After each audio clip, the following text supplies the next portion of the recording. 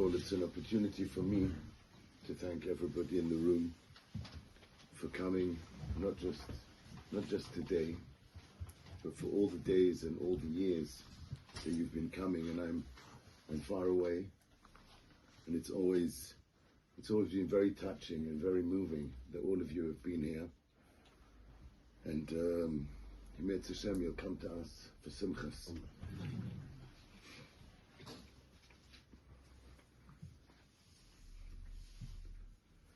Hallelu b'seik hashofar, hallelu b'nevel v'chinoil, hallelu b'soifu mochoil, hallelu b'minim v'ugov, hallelu b'tziltzilei shoma, hallelu b'tziltzilei sruah.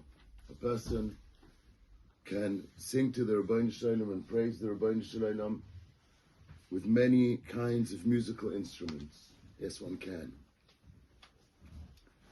But the next sentence is Kol HaNeshama Ta'alelka Hallelujah. There are those who are singing to the Rabbeinu Shalom without any musical instrument, without any musical notes. The neshama is singing, the person is singing.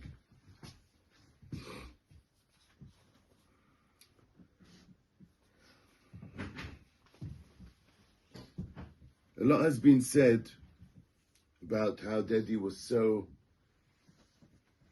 impactful, so magnetic, so timeless, how he touched so many people, all different types of people, from all generations and all ages.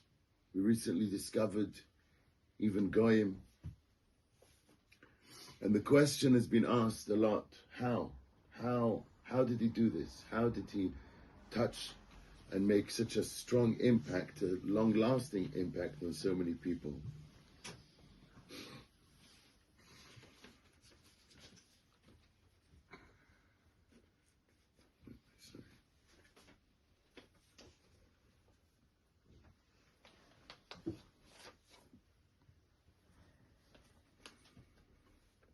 In last week's parsha, there's a very famous pasuk.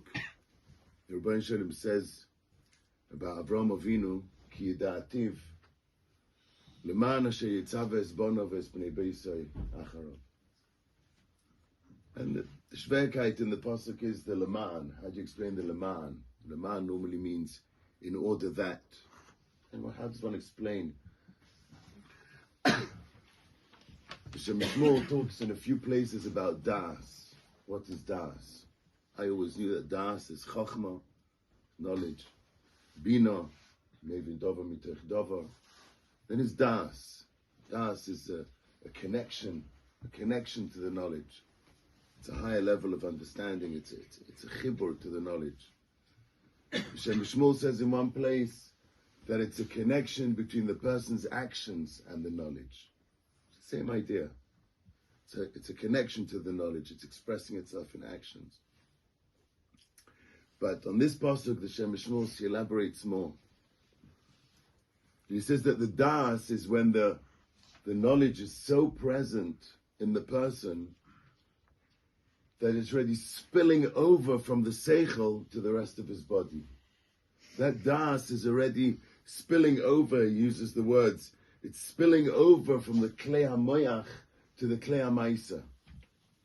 It's the same idea, it's just more elaborate. The person has become so connected with that knowledge, and from an intellectual point of view, it's already spilling over. It's already spilling over to all of his actions, to all of his limbs. And obviously it's going to be expressing itself in the actions. Says the Shem Mishmol, the Rebbeinu Shem says, Ki yida'ativ. The Rebbeinu Shem struck a relationship with Avraham Avinu that was on a level of das. The Rebbeinu Shem made himself known to Avraham Avinu to a level of das. Avraham Avinu's hakara in the Rebbeinu Shem was a hakara of das. That means that the Avraham Avinu, the Rebbeinu Shem, the understanding of Avraham Avinu for the Rebbeinu Shem was already spilling over. It was already spilling over from the klei hamoyach, from the intellectual, from the brain. It was spilling over to all of his limbs already. Says the Rebbeinu Shalom, that's what I did with Avraham Avinu. Ki yida'ativ, I injected him with das. I let him get to know me on a level of das. And Mamela, it's spilling over. Why did I do that? Because that is the way that Avraham Avinu is going to be able to pass it on. It needs to be spilling over. And that's the way that Avraham Avinu could impact generations until today. With Dedi, it was always spilling over. He was always excited. He was always alive. It was always having an expression. When he told you a story, when he said a mashal, when he said a gedank, when he spoke about history, it was spilling over. He was so excited. He was reliving it. And that's how he impacted so many people, because when you listened, it was contagious, it was magnetic, it was spilling over. I think if you close your eyes, you might even be able to imagine Dedi saying this word. He's excited. It's spilling over. If I close my eyes, I can recall Dedi getting frustrated with me. Why aren't you excited? Why isn't it spilling over? How can it be that when the clock says it's the end of Seder, you close the Gemara and you go out of this medrash? Where's the excitement?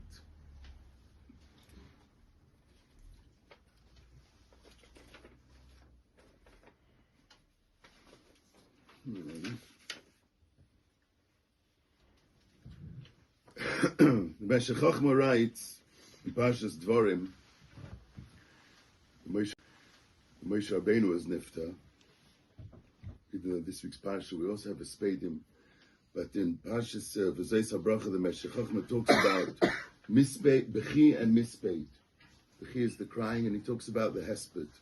And he says, Mispeid hu hisoirus midarke hamesu midoisav upu'uloisav lezulasei. That's what we need to do in a Hesped. We need to talk about the Darkei HaMeis and be nispal from it. And it also says in Sfarim that the children somehow inherit those talents, and they need to be aware of those talents. They need to be aware that they're in the family, and they have to see how they can use them.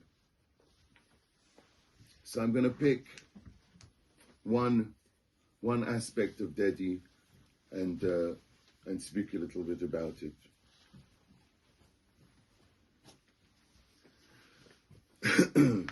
The emunah and bitachon that we saw was something unusual. Dedi was incredibly optimistic. I never saw him sad. After the Levaya, we were guided straight into Yom Tov. And people said, it's strange, it's unusual.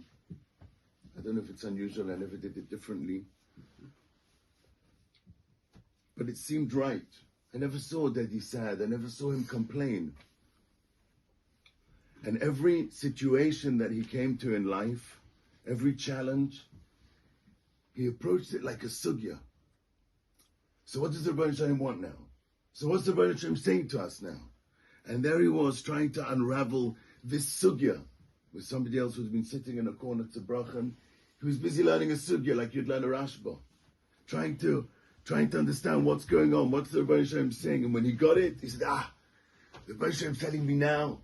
And you saw him with a simcha gedola as he unraveled it and reached a new madrega. So, just a few anecdotes about emunah and bitachon. He once told me a gewaldige mashal, which obviously he made up himself. And the mashal was, of course, about a school play. And obviously the main role in the school play was the queen. And all the girls in the school wanted to get the main role of being the queen. And there was one girl who was mamish desperate to get this role, to be the queen in the play. And finally she got it. And when she was given the lines, she realized that the queen actually only has one sentence to say in the whole play. but there's a maidservant, and she, the whole play, is wearing ragged clothes, and her hair is not nicely combed, and she doesn't have makeup. But she is the main role in the play. And she is, for almost the entire play, she's on the stage. And Dedi said that somebody who's going through this world, full of challenges, full of tzaras, he's playing the main part. He's playing the main part in this play. And he's obviously giving the Rebbeinu Shem the most nachas. The queen has a small part. She just comes onto the stage for a few seconds. He was actually mechavan to Rav Dessler. Rav Dessler says that it could very well be that if we would ask the neshama which body he prefers to travel with, he says could very well be that the neshama will choose to pick the guf of a yid who has tzaras and nisyonos and challenges. Dad used to love to tell the story of the baker from Brisk. The baker from Brisk, who one day somebody opened up a bakery across the road. And the baker from Brisk went out of his shop and he went across the road and he told the new baker, he said, listen, the oilem here, they like the dough a little bit crusty and they like the cheese to be quite sweet but not too sweet, and he started telling him what the clientele over here like. And he said, because the Rebbeinu Shem is going to give me whatever I'm supposed to have anyway, so I might as well let him have all the work and I can sit and learn in my shop.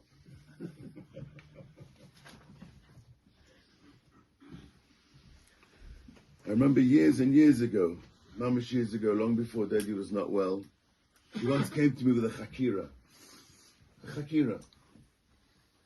He was declaring that we know that a person is supposed to be Mekabel Yisurim Ba'ava.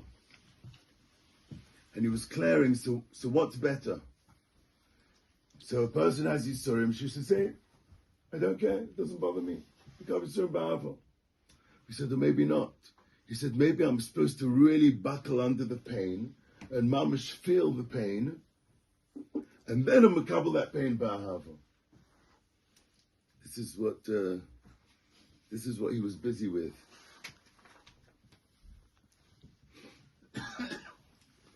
Didn't tell a story about Menachem and Yoel now, but it's okay. Don't worry. You can stay inside. So this must be, how long ago were you in a terrace? How old was I? 32 years. 32 years ago. So what was I? 12. So Daddy told me that he had an idea. Menachem and Yoel were in a terrace.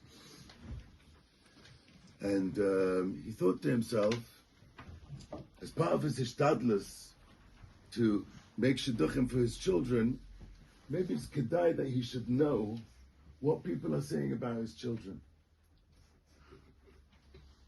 So he had an idea. He said he's going to phone up the phone box in yeshiva. Yeah?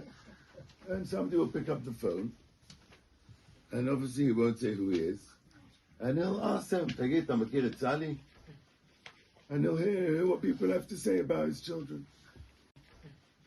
And he'll hear what people have to say about his children. And he told me, it's amazing, I was like 12 years old. And he told me what they said about, no.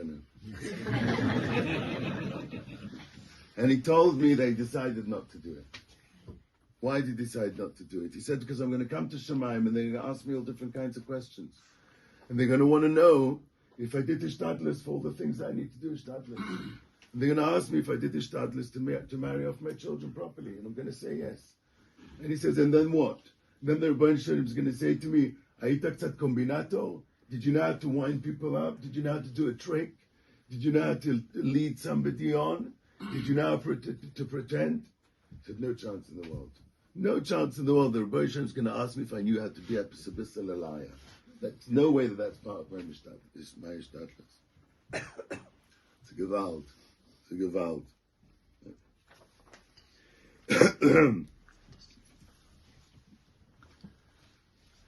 This is my last one for this evening. I was speaking once to Daddy on the phone, And this must be about 20 years ago when my Racheli was 1 or 2 years old. She was just starting to walk. And we were speaking on the phone, and I had the phone between my ear and my shoulder, and I was folding laundry. I learned that from my mother. I was folding laundry. And while I was speaking to him and folding laundry, and we spoke for a long time, the pile, you know. And my Racheli came, and she pulled out the lowest folded garment. And while I was speaking, I just did a tiny one, because the whole pile was on the floor. But Daddy heard that, and he said to me, what happened? And I told him, Cheli just knocked over the whole laundry. And he says to me, do you know how many people would beg for a little baby to come and knock over all the laundry?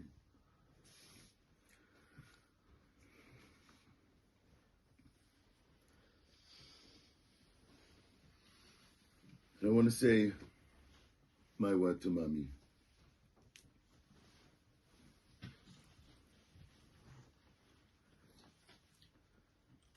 Years ago, I was bothered by the Gemara. The Gemara says, Ish ve'isha zachu shchina shrei beineim. And a few lines later, the Gemara says, with regards to Kibbud Av, that when the Rebbeinu Shalom sees a home with his Kibbud Av Ha'em, the Rebbeinu Shalom says, Ma'ala ani aleim, ki'ilu darti beineim v'chibduni. At the time, I was bothered that if ish v'isha zachu shchina shrei beineim, that's something that could happen as soon as they get married. But the next Gemara says that we need to wait until the children are born and to grow up and to do Kibbud Av Ha'em for the Rebbeinu Shalom to see Ma'ala ani aleim. Ki'ilu darti beineim. It already could have happened the day after Sheva Brachas. So I once thought, and if it's emes pshat, but the vort is emes, that when we want to teach our children Kibbud Av Ha'em, it's a bit of a problem. It's a bit of a problem for me to teach my child how to be mechabed me. So how do we do this? And the answer is very simply that the mother teaches Kibbud Av and the father teaches Kibbud Eim. And so be'etzem the Ma'ala ani aleim ki'ilu darti beineim v'chibduni, it already started, the taka started then, when there's a ish v'isha zachu.